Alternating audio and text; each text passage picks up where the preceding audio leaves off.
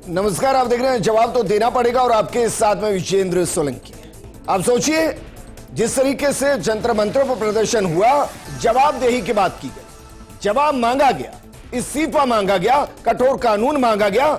सरकार ने कठोर कानून पेश किया, शिक्षा मंत्री का इस्तीफा हुआ, लेकिन क्या वाकई में सारी जवाबदेही सिर्फ सत्ता पक्ष से? क्या अपोजिशन से जवाब नहीं पूछा जाना चाहिए कि 5 दिन अगर संसद बंद, अगर काम ठप, तो क्या वो इसके लिए जिम्मेदार नहीं? क्या यह सवाल नहीं होना चाहिए कि आज जब यह बिल पेश किया गया तो एक बेहतरीन संवाद की जगह, उसमें कमियां बताने की जगह, एक नए मुद्दे पर एक नई बहस को शुरू करके संसद को फिर से स्थगित कराना, क्या यह सही है? क्या वाकई में मुद्दा सियासी रोटियां सेकने के साथ साथ संसद के अंदर गतिरोध का एक बड़ा कारण बन गया?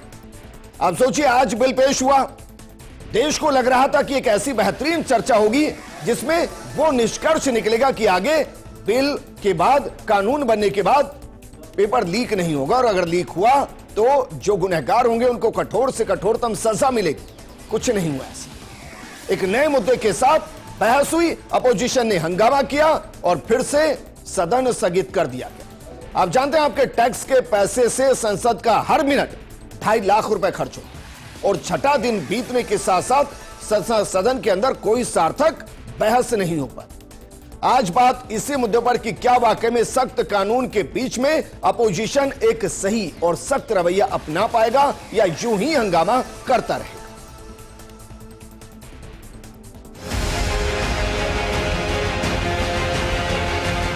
नारेबाजी, तख्तियां लहराने से विधेयक पर विचार नहीं आता।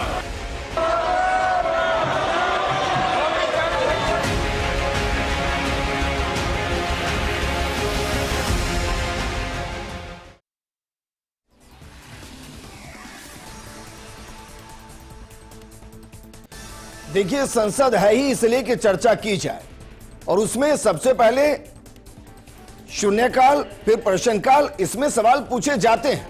लेकिन जब एक बिल इंट्रोड्यूस हो रहा है और मर्जी से हो रहा है, उसके बावजूद अगर हंगामा हो रहा है तो फिर सवाल किससे पूछा जाए? इस मुद्दे पर बातचीत हमारे साथ मौजूद हैं बीजेपी प्रवक्ता सुरेश गर्ग जी और कांग्रेस प्रवक्ता भरत मेघवाल जी। भरत जी, शुरुआत आपके साथ। इस्तीफा हो गया, कठोर कानून को लाने की बात हो गई, तमाम तरीके की मांगे, चाहे वो सोनम वांगचुक के साथ हो या सीजेपी के कार्यकर्ताओं के साथ हो, उनको मांगा गया। अब मेरा सवाल यह कि क्या वाकई में एक बेहतरीन बिल जिसकी सब उम्मीद कर रहे थे, क्या उस पर एक सार्थक चर्चा के लिए अपोजिशन तैयार नहीं हो सकता? विजेंद्र, आपको ज्ञात होना चाहिए कि 2024 के अंदर जब नीट का पेपर लीक हुआ, तब इसी केंद्र सरकार ने एक हाई पावर कमेटी का गठन किया था, राधाकृष्णन कमेटी, जिसकी आप बार बार चर्चा भी करते हैं। उस कमेटी ने 101 सिफारिशें की बात कही, जिसमें हाइब्रिड सिस्टम था, कंप्यूटर बेस्ड सिस्टम था, इंटेलिजेंस था, एआई था, ट्रांसपोर्टेशन को कम किया जाए और आउटसोर्स कम किया जाए, ये सब चीजें थी। क्या इस सरकार ने उस कमेटी के जो सिफारिश थी उसको लागू किया? इन्होंने नहीं किया जी। जब 2026 में नीट का पेपर लीक हुआ, दबाव में आकर इस्तीफा दिया। उसके बाद एजुकेशन डिपार्टमेंट में जिस सेक्रेटरी को तबादला करके ये लेके आए, आप भी जानते होंगे, गंगवार जिनका नाम है, उनके ऊपर ऑलरेडी हॉर्टिकल्चर के अंदर 1.16 करोड़ की सब्सिडी लेने का आरोप था। फास्ट ट्रैक कोर्ट की बात माननीय प्रधानमंत्री जी और लगातार तमाम इनके नेता कर रहे हैं। आपको यह भी ज्ञात होना चाहिए कि आज सीबीआई का वकील ही पेश नहीं हुआ है फास्ट कोर्ट, जो लगा उसकी पहली सुनवाई के अंदर। तो आप ये कह सकते हैं कि सरकार की क्या यह मंशा है कि परीक्षा के अंदर जो धांधली रोकनी चाहिए उसके ऊपर काम किया जाए? 2 साल से लगातार सरकार उसको रोक रही है। तो ज्यादा बेहतर था ना भाई, आप तो ये कह देते कि हमें बिल को सुनना ही नहीं है, थप मारते और बिल को पास कर देते और फिर आगे बढ़ते। मैं ये बिल को क्यों रोका गया? क्या इस देश के अंदर नहीं चाहते कि कोई अगर पेपर लीक करे उसको 10 साल सलाखों में रखा जाए? आप नहीं चाहते कि कठोर से कठोर उसको दंड दिया जाए? नहीं चाहते? मैं ये पूछना चाहता हूं, क्या इस देश के अंदर असहमति, लोकतंत्र के अंदर असहमति अपराध है? क्या सवाल पूछना देशद्रोही है? तो ये सवाल नहीं पूछा जाना चाहिए कि देश में पहली बार छात्रों के ऊपर AK-47 किसने चलाई, किसने आज्ञा दी? AK-47 बिहार के अंदर AK-47 चली है छात्रों के ऊपर।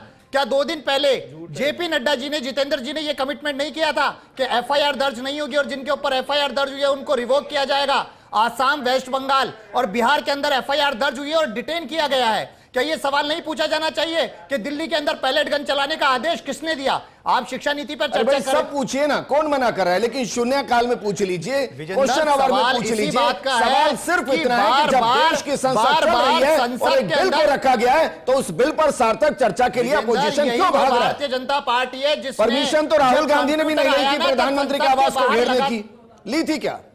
क्या कह रहे हैं? परमिशन तो राहुल गांधी ने भी नहीं ली थी प्रधानमंत्री आवास को घेरने के लिए जाने की, ली गई थी क्या परमिशन? आपको ये लगता है कि बहुत सी चीजें होती हैं, लेकिन क्या वाकई में देश के अंदर संसद से बड़ा कोई प्लेटफॉर्म हो सकता है जहां बातचीत करें? देखिए एक बार बिल को इंट्रोड्यूस होने देते हैं, आपको फिर आप समर्थन करते, उसके बाद जिन मुद्दों पर बातचीत करनी आप कर सकते थे। बात में कहा ये गलत है, इससे एक नैरेटिव जाता है, इससे नैरेटिव जाता है कि आप पेपर लीक माफियाओं को बचाने की कोशिश कर रहे हैं और इसलिए आप बिल के समर्थन में नहीं है, इसलिए आप हंगामा कर रहे हैं। मेरी बात सुनिए, सुभाष शर्मा जी हमारे साथ राजनीतिक विश्लेषक सुभाष शर्मा जी, भाई इतने दिनों से हंगामा इस बात को लेकर हो रहा था कि धर्मेंद्र प्रधान का इस्तीफा लो, इस्तीफा हो गया।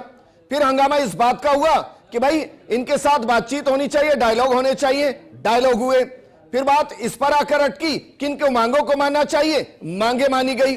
फिर बात इस पर आई कि भाई ये कठोर कानून होना चाहिए। अगले 24 घंटे में कठोर कानून लोकसभा के पटल पर है। अब सवाल यह कि क्या वाकई में अपोजिशन को यह लग रहा है कि ऐसा ना हो कि जो माहौल बनाया गया हो वो सारा माहौल उनके हाथ से निकल जाए, इसलिए चलिए एक और मुद्दे को आगे लाते हैं, कानून को पास ही नहीं होने देते हैं, हंगामा करते हैं। नहीं देखिए, विपक्ष के हाथ से तो मुद्दा पहले भी गया हुआ था और आज भी विपक्ष के पास ये मुद्दा है नहीं। मुद्दा तो अब न्यूट्रलाइज हो गया, एक तरह से ठंडा कर दिया गया है। लेकिन बुनियादी सवाल इसमें विजेंद्र जी ये है कि भारत का चाहे आज का विपक्ष हो और चाहे आज की सरकार हो, सारे के सारे विफल हैं, सरकारें विफल रही हैं। इस प्रॉब्लम को एड्रेस करने के लिए सरकारें अब तक विफल रही हैं। इस सरकार का न तो विपक्ष के पास कोई रोड मैप है न सरकार के पास है। सरकार भी कानून लाकर क्या कर रही है, मामले को ठंडा बना रही है। सुभाष जी माफी के साथ मैं आपको रख रहा हूं, लोकसभा के अंदर किरण रिजिजू क्या कुछ कह रहे हैं, सुनिए सर। आप में से कई ऑनरेबल मेंबर्स प्रिपेयर करके आए हैं, डिस्कस करने के लिए प्रिपेयर करने आए हैं। आप नहीं चाहते हैं, आप इस सब्जेक्ट पे चर्चा नहीं चाहते हैं, आप चर्चा नहीं चाहते, चर्चा करना नहीं चाहते हैं।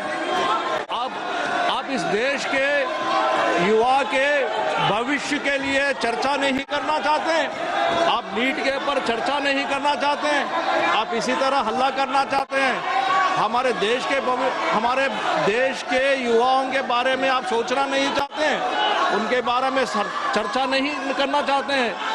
यदि आपको आज चर्चा नहीं करना चाहते हैं, आज अगर आप चर्चा नहीं करना चाहते हैं हमारे देश के युवा के भविष्य के बारे में, मैं सभा की कार्यवाही कल मंगलवार दिनांक 28 जुलाई 2026 को पुनः 11 बजे तक के लिए स्थगित की जाती है। एक बार फिर से स्थगित हो गई है और 6 दिनों से यही हो रहा है, 2 मिनट 4 मिनट का चलना और उसके बाद स्थगित हो जाना। अकाउंटेबिलिटी नहीं है कि भाई जो सदन देश के लिए है, देश के नीति निर्माता जहां बैठे हुए हैं, जहां से कानून बनकर देश के लिए एक नई दिशा होती है, वहां दिशाहीन व्यवस्था है।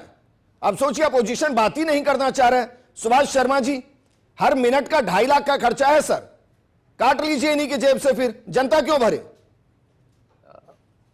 अब ये देश का दुर्भाग्य है और शुरुआत से ऐसा ही चल रहा है। मैं आपको बता दूं, संसद जब भी चली है तभी हंगामे की भेंट चढ़ी है हमारी संसद। विधानसभाओं के यही हाल है और कानूनों की बाढ़ आई हुई है हमारे यहाँ। इतने कानून आ चुके हैं विजेंद्र जी की आप पढ़ते पढ़ते मतलब पूरी जिंदगी क्या मतलब 10 जिंदगियां लग जाएं, यह हाल है। इतने कानून है देश में ऑलरेडी और हर दिन कानून नया बिल पेश करने की बात संसद में, और होता क्या है। तो मैं ये समझता हूं कि हमारे देश में जो युवाओं की या पूरी जनता की जो समस्याएं हैं, युवा बाद में गृहस्थी बनता है। तो ये जो गुणवत्तापूर्ण कौशलता की जो एजुकेशन है, इसमें हम बुरी तरह विफल रहे हैं। दूसरी बात आप देखिए जरा कि इसका एक सटीक उदाहरण यह है कि कोचिंग इंस्टीट्यूट के संजाल ने पूरे देश को अपने आगोश में ले रखा है। इसका मतलब सरकारें हैं कहां? एजुकेशन की जिम्मेदारी किसकी है?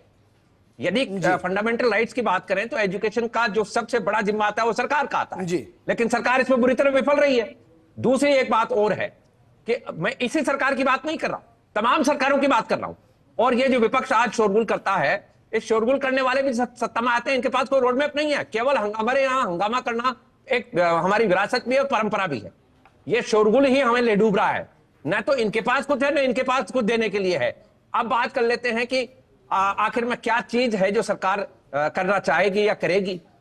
सरकार को चाहिए कि गुणवत्तापूर्ण एजुकेशन का राइट जो सब युवाओं को, सब छात्रों को मिला हुआ है, उसकी सुनिश्चितता व्यवस्था करे, नंबर 1। नंबर 2, सरकारी नौकरियों के ऊपर ये जो निर्भरता है इसको कम करे, क्योंकि सरकारी नौकरियों में जिस तरह की धांधलीबाजी और ये पेपर लीक और ये लालच और ये ब्राइब खाने का जो चक्कर है, ये अनवरत चक्कर है, ये विशद सर्कल में हमारा युवा फंसा हुआ है, क्योंकि और कोई जॉब है नहीं ज्यादा।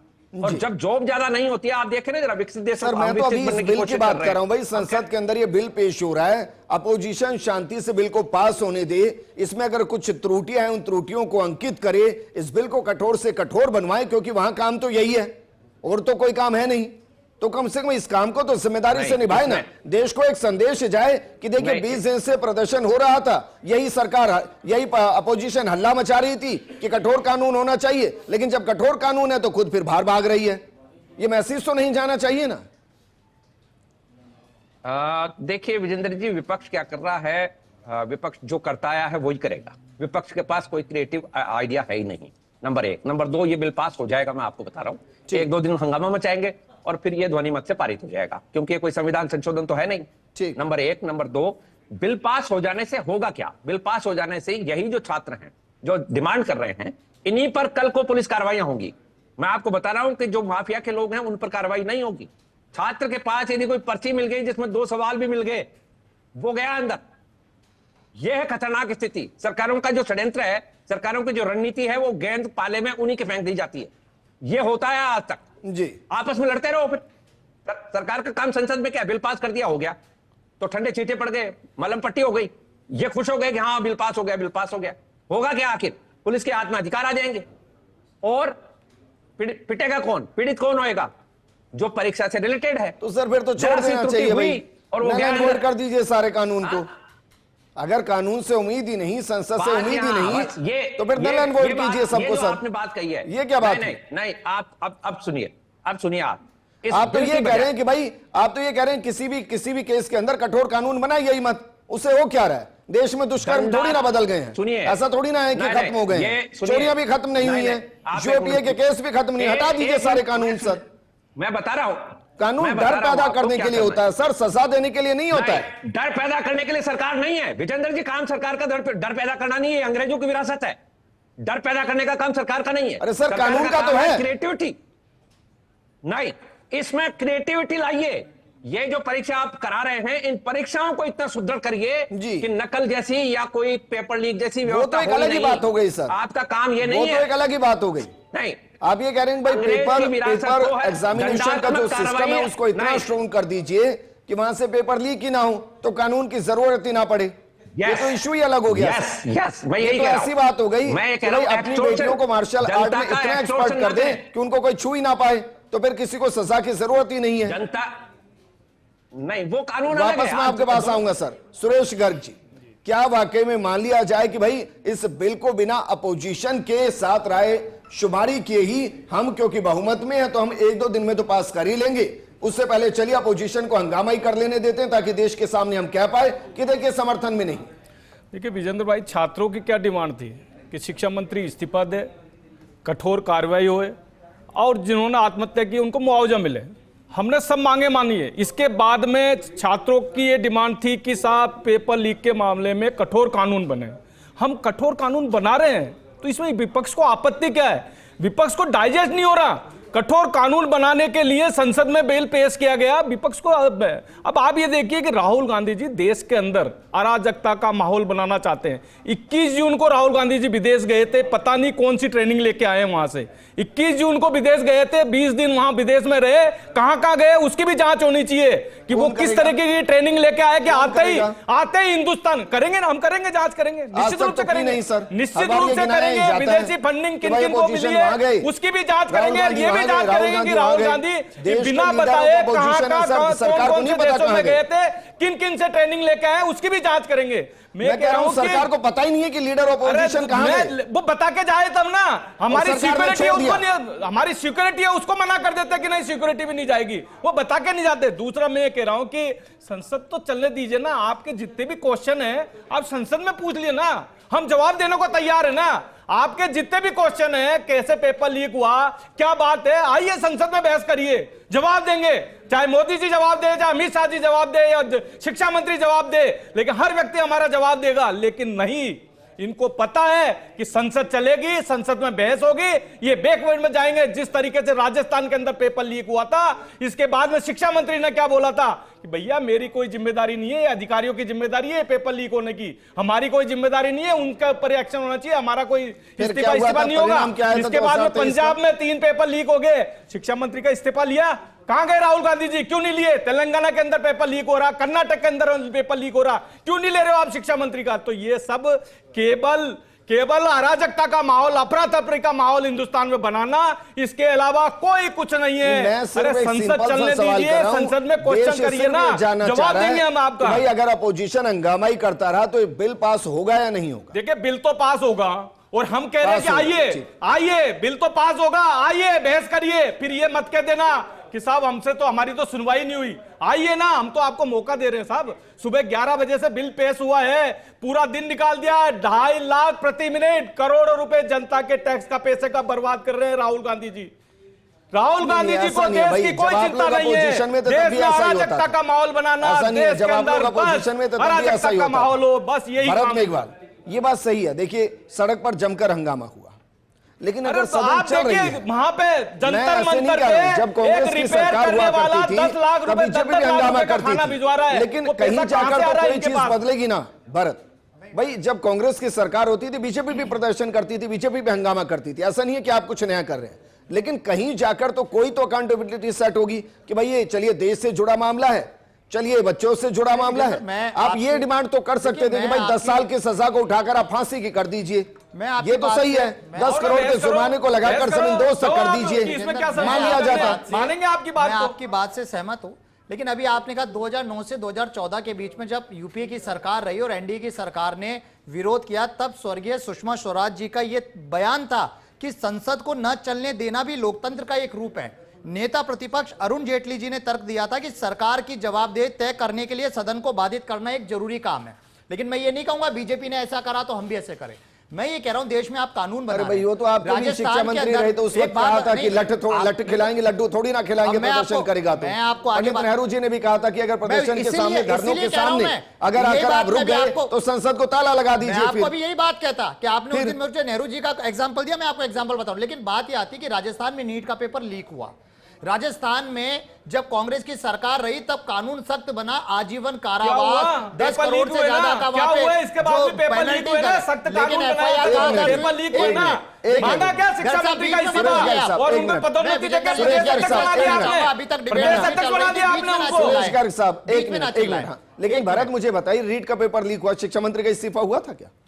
अच्छा, तो आप और शिक्षा मंत्री ने उल्टा क्या कहा था उस वक्त के ने? मैं उस पे भी जवाब, मेरी जिम्मेदारी थोड़ी ना रीट वाले जाने। जी मैं उस पे भी दे देता हूं ना आपको। 2004 में मैंने अपने शुरुआती स्टेटमेंट में कहा कि 2004 के अंदर जब नीट का पेपर लीक हुआ, आपने कमेटी बनाई, 2 साल में आपने उस कमेटी की कितनी 2024 में सॉरी 2024 कितनी आपने ली, कितनी सिफारिशें आपने लागू की? एनटीए के अंदर आपने पहले टीसीएस के पास सिक्योरिटी थी, आपने टीसीएस की सिक्योरिटी को हटा के इनोवेटिव कंपनी को दे दी। उसके बाद ये बताइए 47 कर्मचारी को आपने सस्पेंड किया, क्या वो छोटे कर्मचारी पेपर लीक कर रहे थे क्या?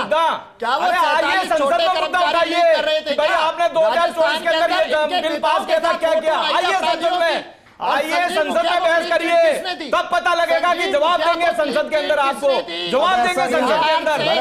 क्यों केवल अराजकता का माहौल कह रहा हूं, सब सरकारों में असर आई हूं तो मुख्यमंत्री आवास के भी पीए को कनेक्ट किया गया, तो फिर कहा गया कि भाई सबको थोड़ी ना ऐसे कनेक्ट कर लेंगे, इसका मतलब ये थोड़ी ना सीएम इसमें कनेक्ट है। मैं ये कह रहा हूं कि अगर संसद चल रही है, अगर मैं एग्री करता हूं आपसे, मैं डिनाई नहीं कर रहा हूं, अगर आप ये कहेंगे कि भाई नंदन नीलकणी के नेतृत्व में जो टास्क फोर्स का गठन किया गया है, उससे पहले यह बताया जाए कि 2024 में इसरो चीफ जोर के राधाकृष्णन जी के नेतृत्व में जो कमेटी बनी और 101 जो रिकमेंडेशन दिए, उनका क्या हुआ, मैं आपके साथ खड़ा हूं। लेकिन अगर कानून इंट्रोड्यूस हुआ है, बिल इंट्रोड्यूस हुआ है, उसको आप इस पर बहस तो कीजिए। नहीं, बहस ही नहीं कर रहे हैं आप। चीज को डिनाई नहीं कर रहा, लेकिन फिर आप क्या ये हो रहा है? बताइए, फिर क्या हो रहा है? देश के फिर इतिहास में 2.5 लाख बच्चों पे रुपए प्रति मिनट का AK-47 खर्चा चली है क्या? कौन करवा रहा है? क्या इस देश में देश के टैक्स जो में पैसा आवाज बर्बाद करवा रहे हो? उठाएगा, आप उसको क्यों करवा रहे हो? आतंकवादी बोल दोनों को देते हो। रोकना चाहूंगा। राज्यसभा के अंदर किरण रिजिजू क्या कुछ कह रहे हैं, सुनिए सर। और टाइम लोकसभा में भी अलॉट किया, यहां भी जैसा ऑपोजिशन पार्टी चाहते थे, आज बिजनेस एडवाइजरी में टाइम भी अलॉट हो गया। टाइम अलॉटमेंट होने के बाद वो बिल लोकसभा से पारित करके राज्यसभा आएंगे, सबको मालूम है। आज जो ऑलरेडी यहाँ बिल इंट्रोड्यूस्ड है, उस पर डिस्कशन के लिए टाइम दिया गया है और ऑलरेडी मंत्री भी यहाँ बैठे हुए हैं चर्चा सुनने के लिए। अब ये बाहर में कांग्रेस वाला बताते हैं कि पार्लियामेंट में बोलने नहीं देते हैं, और यहाँ हम हाथ जोड़ जोड़ के कहते हैं कि आप बोलिए, बोलते नहीं है। ये कौन सा तरीका है? आपको बोलने के लिए हम हाथ जोड़ करके निवेदन कर रहे हैं और आप हाउस चलने नहीं देते हैं। मैं खड़गे जी आपसे फिर से विनती करता हूँ, इतना सीनियर लीडर है आपका ये कांग्रेस का MP और कुछ लोग जो हरकत कर रहे हैं, समझाइए, ऐसा मत कीजिए। देश के युवा देख रहे हैं, ये बिल पे चर्चा सब सुनना चाहते हैं। हमारा लोकसभा में भी ऑलरेडी हम लोगों ने सूची भी दे दिया है कौन कौन बोलेंगे, वहां भी आपका कांग्रेस वाला उत्पात मचा रहे हैं, ठीक नहीं है। और मैं फिर से अनुरोध करता हूं, आप इस तरह से व्यवहार करेंगे तो आपको मुकदमा पड़ेगा। अभी युवा लोग को हमने आश्वासन दिया कि हम चर्चा करेंगे, प्रधानमंत्री जी ने ऐतिहासिक कदम उठाया और आप यहाँ चर्चा नहीं करने दिया जा रहा है, ये ठीक बात नहीं है, मैं इसका खंडन करता हूँ। प्रमोद जी चर्चा पर बोले, चर्चा पर बोले। हाँ, मैं वही कह रहा हूँ। जी चलो सर,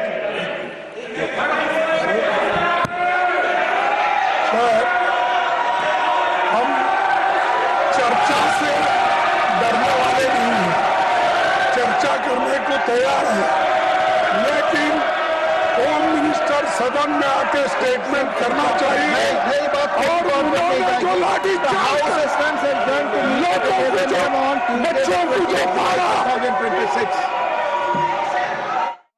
स्थगित कर दी गई है, राज्यसभा भी स्थगित हो गई है। सुभाष शर्मा जी, सर मैं बहुत ज्यादा नहीं जानता, लेकिन आप तो बहुत सीनियर हैं सर। जब भी सदन चलता है तो बिजनेस एडवाइजरी कमेटी होती है, उसमें बिजनेस अवर्स तय होते हैं, किस बिल पर कितनी बहस होगी और अपोजिशन को कितना टाइम मिलेगा, सत्ता पक्ष को कितना, वो पार्टी के संख्या बल के हिसाब से डिवाइड भी हो जाता है। अब उसमें परमिशन भी होती होगी सबकी, तभी तो बिल आता होगा, तभी बिजनेस एडवाइजरी कहती होगी कि भाई ये करना है कल। अब मुझे बताइए, जब वहां सब सिग्नेचर करके आ जाते हैं, परमिशन के साथ रजामंदी देकर आ जाते हैं, तो फिर यहां कर मुकरते क्यों हैं? देखिए विजेंद्र जी, असाधारण परिस्थितियों में जो डिमांड विपक्ष कर रहा है वो जायज है। ये असाधारण परिस्थिति थी, जंतर मंतर पर धरना, छात्रों के ऊपर बल प्रयोग को लेकर यदि विपक्ष गृह मंत्री की टिप्पणी चाहता है, गृह मंत्री से सवाल करना चाहता है, तो सरकार पहले ये कर दे। सरकार क्यों जीतना चाहती है हर चीज को? बिल की बात है तो बिल तो पास हो ही जाएगा, सरकार के पास संख्या बल है, मौजूद है, इसमें कोई गिमिक थोड़ी है, सबको पता है भाई बिल पास होना ही है। विपक्ष हंगामा करके वॉकआउट करेगा और सत्ता पक्ष अपने मेज थपथपा के बिल पास करा लेंगे, इसमें कौन सी बड़ी बात होगी। लेकिन जो परिस्थिति हुई है, धर्मेंद्र प्रधान के इस्तीफे की मजबूरी बनी सरकार की, वो परिस्थिति बनने से पहले जो कुछ घटना चक्र हुआ है, चाहे पैलेट गन का आरोप हो और चाहे छात्रों पर लाठी बरसाने का आरोप हो, इसमें यदि बिना बैज के जो पुलिसकर्मी गए उनका मामला हो, इसमें यदि गृह मंत्री का बयान सरकार करा देती है तो यह हरदर्मिता क्यों? नंबर एक। नंबर दो, विपक्ष को यदि समर्थन में लेना है, साथ लेना है, सार्थकता की चर्चा करनी है, तो एक बार स्टेटमेंट करा दें कि भाई इन परिस्थितियों में ये हुआ था। तो ये परंपरा पहले से है, ऐसा नहीं है कि पहले से नहीं है। चालू सत्र में भी जब कोई इमरजेंसी आती है तो बिना BSc की कार्रवाई के भी काम होता है, तो ये कोई बड़ी बात नहीं है। मैं ये कहना चाहता हूं कि देखिए, जो बिल की तुलना की जाती है हिंसात्मक या छात्रा मतलब कन्याओं के ऊपर जो अपराध हो रहा था, उस बिल की इस बिल से तुलना ना करें। क्योंकि ये बिल भारत के भविष्य का बिल है। भारत का भविष्य का मतलब सकारात्मकता की बात कर रहा हूं। ये कानून व्यवस्था से ज्यादा इतर व्यवस्था है, उसमें कानून व्यवस्था काम करेगी, क्योंकि अपराध जो है वो दूसरे तरीके का अपराध है। वो अपराध जिस्मानी अपराध है, वो अपराध सेंटिमेंटल अपराध है जी। ये अपराध जो है सिविल नेचर का है।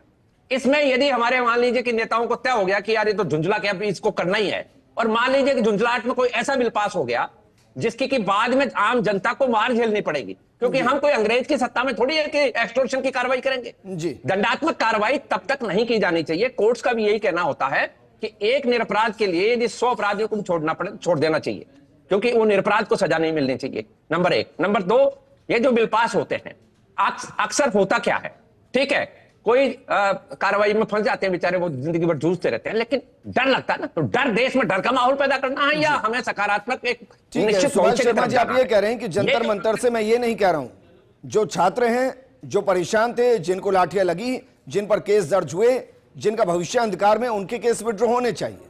लेकिन बहुत से तो आपने अराजक तत्व भी देखे सर, जिन्होंने ना जाने क्या क्या किया है।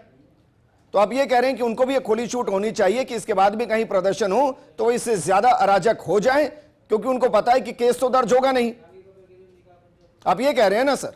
नहीं, दो चीजों को मिला रहे हैं हम। प्रदर्शन में जो काम हुआ और ये जो बिल पेश किया गया है, ये बिल तो नकल विरोधी या पेपर लीक विरोधी कानून है ना।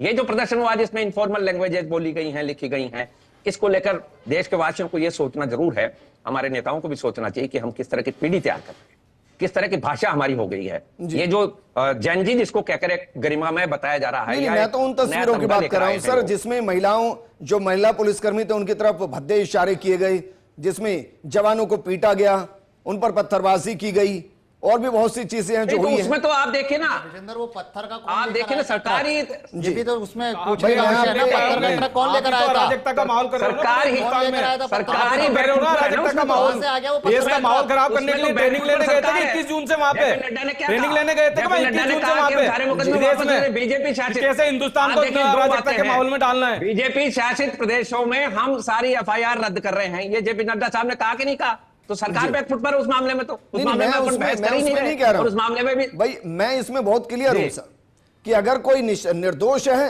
और एकदम से आक्रोश में किसी ने घटना को घटाया, तो हो सकता है उसने उसके साइड इफेक्ट ना देखे हो, आप विड्रॉ कर लीजिए। जिसने इंटेंशनली किया है, जिसने वहां माहौल को अराजक करने की कोशिश की, जिसने वहां के माहौल को और एक्सेलरेट करने की कोशिश की, उनको तो ट्रेस करना चाहिए। उनको छोड़ देंगे तो अगले आंदोलन में फिर वो यही करते नजर आएंगे। ये दो अलग चीजें हैं सर, मेरी नजर में, मेरी व्यक्तिगत राय है। बाकी तो सरकार जाने सबसे विड्रॉ करना करे, लेकिन मैं चाहता हूं भारत के नागरिक के तौर पर कि लोकसभा चलनी चाहिए, देश हित में कानून बनने चाहिए। अब उसमें कौन कितना जिम्मेदारी से अपने पार्टिसिपेशन को कर रहा है, वो उनको तय करना है। सुरेश गर्ग जी, अगर यहीं पर आकर कंट्राडिक्शन है कि भाई गृह मंत्री आए और वो बताएं कि भाई ये क्यों क्यों घटा और कैसे घटा, तो इसमें कोई समस्या है क्या? विजेंद्र भाई, इनकी सबसे पहली डिमांड क्या थी कि हमें कुछ नहीं चाहिए, धर्मेंद्र प्रधान का इस्तीफा चाहिए। हो गया ना इस्तीफा? ये रोजाना पेतरा बदलते हैं, केवल माहौल खराब कर रहे हैं। अरे भाई आओ ना संसद में क्वेश्चन उठाओ, संसद में बहस करो ना। जब ये बिल पास होगा, इसमें बहस होगी, तब आएगा, कोई कोई तो आएगा ना मंत्री जवाब देंगे। हो सकता है अमित शाह जी भी आ जाएंगे, जवाब दे देंगे। लेकिन क्यों? इनको पता है कठोर कानून बनने के बाद में हो सकता है इनके आदमियों को ये ज्यादा मुश्किल में पड़ जाए। ये लोग भ्रष्टाचारी लोग हैं, इन्होंने देश को नोचा है, देश को घर पे बिठाया है। इनको पता है ये अगर कठोर बिल आ गया तो इनके लोग जेल में जाएंगे, इनके लोग 10-10 साल के लिए जेल में जाएंगे, इसलिए इनको दर्द हो रहा है। आइए बहस करिए, अरे आइए संसद में बहस करिए, आइए ना संसद में बहस करिए। डर क्यों रहे हो? क्यों गए थे 21 जून से? कौन सी ट्रेनिंग लेके आया राहुल गांधी, ये बताइए, जवाब दीजिए। 21 जून के बाद में ट्रेनिंग कौन सी लेके आया विदेश से राहुल गांधी? किन किन लोगों से मिल गया ये बताइए। हमारे साथ जुड़ने के लिए भरत मेघवाल जी आपका भी शुक्रिया, और सुभाष शर्मा जी आपका भी शुक्रिया चर्चा में शामिल होने के लिए।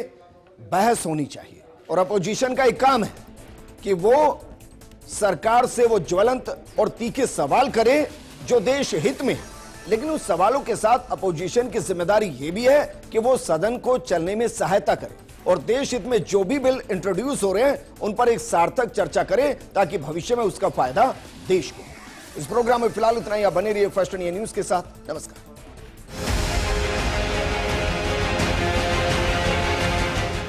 सट्टेबाजी तख्तियां लहराने से विधेयक पर विचार नहीं आता।